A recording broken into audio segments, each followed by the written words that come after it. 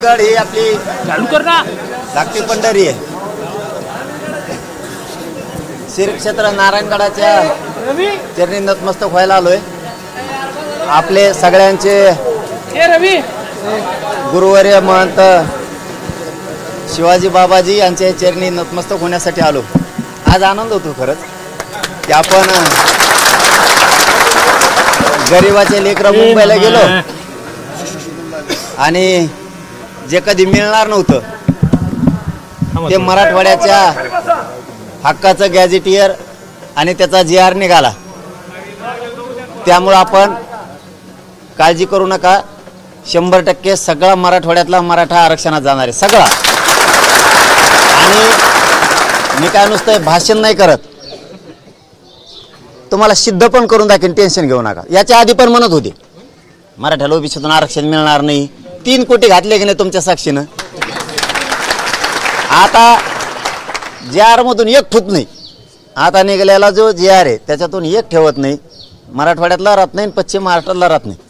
पण आता काही जण जे असतात ना तेवढं डोक्यातून काढून टाकायचं, शिकायचं मराठी. कारण त्यांना असं वाटतं आपण शेतीत काम करतो म्हणजे आपल्याला डोके नाहीत, असा त्यांचा एक गोड गैरसमज आहे. आपल्याला अकलीच नाही. तुला अक्कल होती आता तो काहीच नाही दिलं. आम्ही आमच्या गरिबाच्या पोरं लढलो, आम्ही आमच्या गरिबांसाठी आणलं.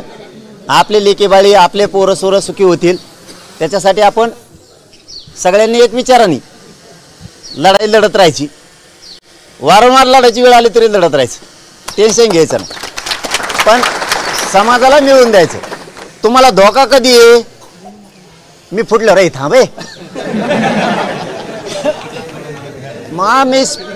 आम्ही स्पीड धरलं की ते वाय वाय करत न एवढं दुखत इथं. माणसं जाऊ माणसं शांत बसलेले तवर बोललं की आवाज जातोय, ते मध्येच येतं सगळं इचकून देत. आपण काही केलं, किती लढलो आपण, रक्त जाळलं, सगळा समाज एकत्र आला, म्हाताऱ्या माणसापासून आले, लेकरं बाळं बी आले, आपण ते वायाला नाही जाऊन दिलं. एवढं डोक्यात ठेवा फक्त. तुम्हाला धोका कधी आहे? मी फुटल्यावर.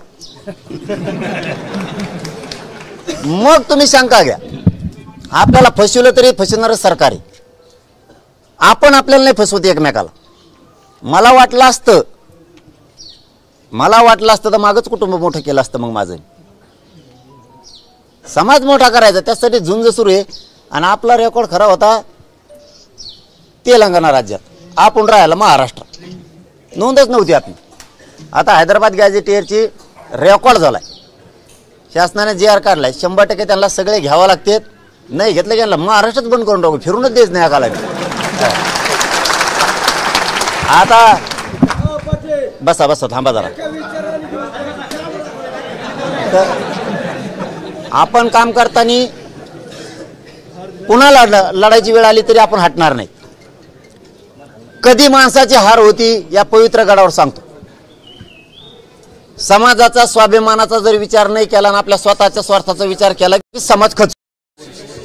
तुमचा स्वाभिमान कमी होऊन देत नाही, तुमची प्रतिष्ठा कमी होऊन देत नाही. आणि ऊर्जा जितकी देता येईल समाजाला, जितका अपमान करतील तितका ताकदीने मी लढतो. म्हणजे समाजाची किती प्रतिष्ठा वाढल याला लय किंमत आहे. तुमच्याकडे करोडोने प्रॉपर्टी पण चौकशी दिली, काही उपयोग नाही त्या पैशाचा, काही उपयोग नाही त्या पैशाचा. तिथं तुम्ही जीवाला खाणार. मला चौकात शिवी दिली, इतका इज्जतदार माझा समाज आहे, त्याची मी खाली मान होऊन देत नाही. हे समजून घ्या तुम्ही सगळेजण. एखादी गोष्ट 4 महिने लेट मिळेल, 2 महिने लेट मिळेल, 8 दिवस लेट मिळेल, पण स्वाभिमान जो असतो ना तो कधीच घाण ठेवायचा नाही, समाजाचा पण आपला पण. एकदा का मन दुखले ना तर माणूस, आपण एखादे बघा जुन्या काळात म्हणे एखादा झुरून मेला म्हणजे त्याचा जर कुठं घाव काळजात झाला तर ते लोकांना बोलून सांगत नाही, काय झालंय म्हणून म्हणत नाही. ते त्यालाच त्याचं प्रतिष्ठेचा अपमान वाटतो की आपण एवढे मोठे असून आपली इज्जत गेली वा. तसं मी समाजाला टप्प्याटप्प्यात का व्हायना विजयच केलं, हरून नाही देत. विजयच केलं म्हणजे समाज त्याने उभा राहतो. थोडं थोडं का द्यायना पण दिलं ना, काय म्हणते सरसकट नाही. आता सरसकट दिलं नाही, थोडं दिलं नाही. आम्ही थोडं व्हायना दिलं तू उलसी गळ द्याय ना. तू कवा मीडियावरच दिसतो नुसतं पुस्तक एवढा लिह एक काय संग उपयोग काय. आमच्या पोराजवळ आहे कोणाजवळ पुस्तक आणलं का नाही आरक्षण पुस्तक आहे का इथं उभा राहिलेलं काय पोराजवळ आपण वाचिलं का. पण कायदा ह्याच गरीब पोराने बनला. हे गरीब मराठ्याच्या पोरण मी आम्ही दोघांनी कायदा बनवला. अर्ध्या महाराष्ट्राला मिळत लागा ना काय चाललंय ते एवढं तर कुणाकडे घेऊन पळत जी याला काय म्हणते. मला आताच मीडियावाल्यांनी विचारलं आंतरवाली ते म्हणले ती कुणाकडे जी घेऊन जातोय तज्ञाकडे म्हणतोय मला काही मिळत लागा ना म्हणे. म्हणजे नुसत्या गरीबाच्या पोरांनी एक कायदा बनला तर अर्धा महाराष्ट्र टेन्शन मध्ये आलाय. आणि मग अभ्यासावाल्याने बनला नाही का वा टेन्शन असतं का आम्हाला कळत नाही. आता आम्ही वावर घेतलंय ना पेरायला लागलो तर आम्ही फुकन आमची काखरी बरोबर नाही यायची वाकडी तकडा बैल चलवतो आमचा. तुला काय करायचं दुसऱ्या बारीन सरळ चलन तो हे बैल मग नीट चालत येत पण तू द्यायना ना मला.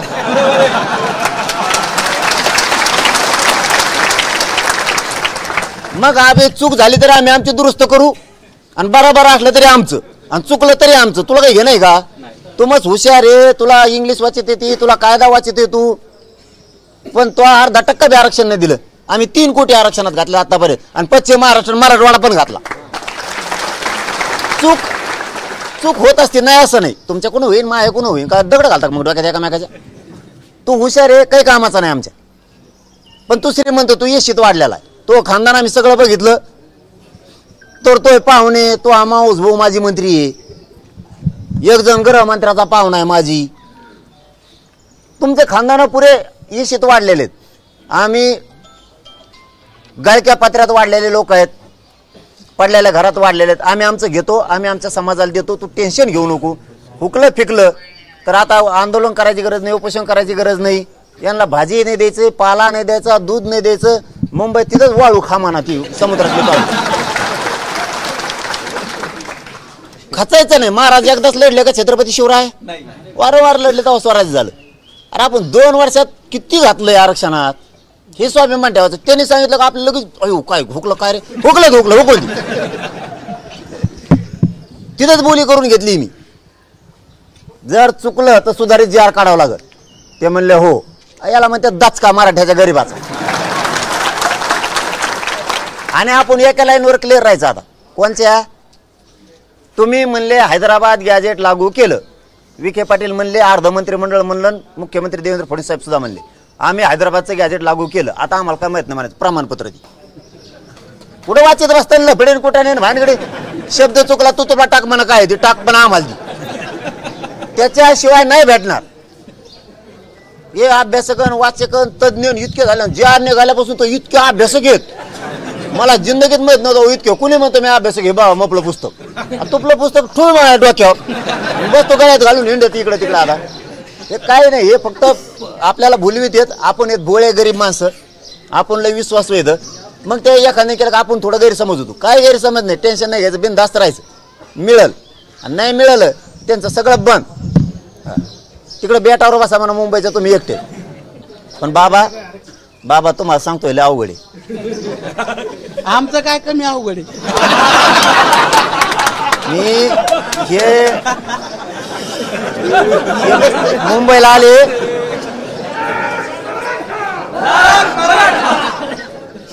आले आणि यांनी मुंबईला पहिल्यांदी महाराष्ट्र संस्कृती दाखवली. पोलिसाचे सोल बांधायचे माणसं आकडायचा झोका बांधतात भाऊ. हे पहिल्याने मुंबईला मै झालं. कशावर काय करत होते हे पोरं काय बिघडलेले नव्हते यांना काही झालेलं नाही. हे समाजासाठी धावून आले होते. समाजासाठी लढत होते. समाजासाठी तिथे खेळत बागडत होते. आपलं राज्य आहे महाराष्ट्र ग्रामीण तसेच आपली मुंबई आहे म्हणून खेळत होते. कोणाला त्रास द्यायचा उद्देश नव्हता. एकाही माई मौलीला धक्का लागू दिला नाही मराठ्यांच्या पोरांनी एकाही. हा पण आता आमची संस्कृती एकदा दाखविली. उलट मुंबईचे विचार जिवंत केलेत या पोरांनी कुठं कुठं इतक्या ताकदीने. आणि पहिल्यांदा असं घडलं की तिसरी वेळ ते म्हणले तुम्ही माघारी जा म्हणलं माघारी जाते.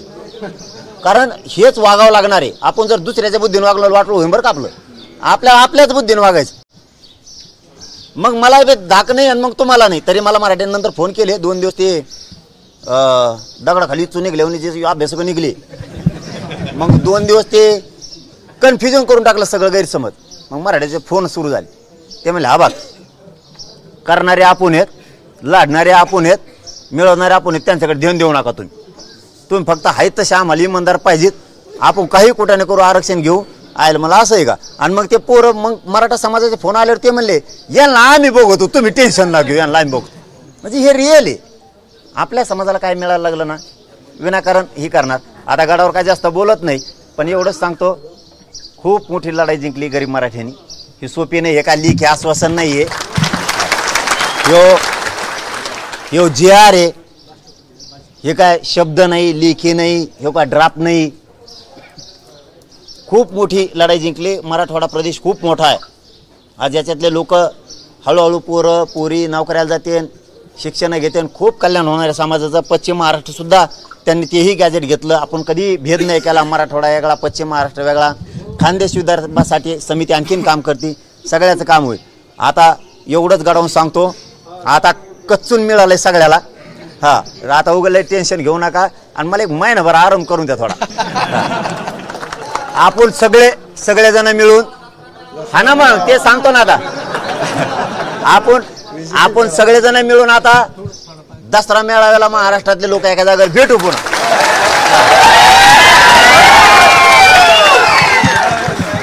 जसा होईन तसा, छोटा मोठा जसा असेल तसा. कारण तयारी नाही ना आपली ह्यावेळेस. कारण गेल्या वेळेस ग्राउंड साफ करायला वेळ होता, ते होता. महाराष्ट्र पुरा येणं म्हणजे निवेदनाचा प्रॉब्लेम होईल. जसा होईल तसा 500 असो 1000 असो, आपण आपला जसा असेल तसा दसरा मेळावा परंपरेनं 100% करायचा. आणि तिथून मग सांगू सरकारला काय दिलं नाही ना आता कसं घेतो आम्ही तुमच्या. मग सांगू त्यांना. लागा दसऱ्याच्या तयारीला आपलं. सगळ्याला जय शिवराय.